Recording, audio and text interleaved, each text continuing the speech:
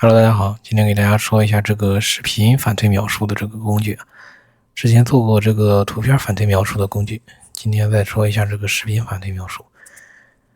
工具还是很简单的啊，就是选择这个视频所在的文件夹，然后就会将这个视频的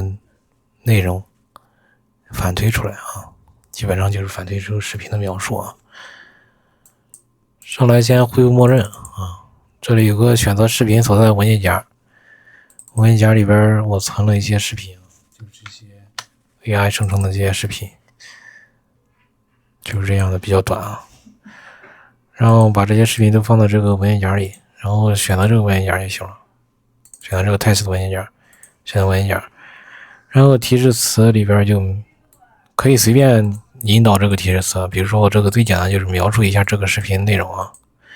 然后点击开始生成就行了，它就会将这个 test 文件夹里边所有的视频进行反推出描述里边，然后最终存到 txt 里边，同名的一个 txt 里边，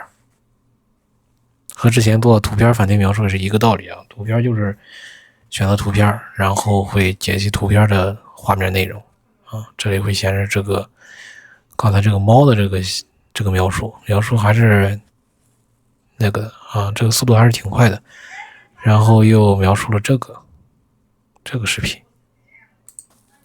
然后这个是这个棱的这个描述的还是很详细的。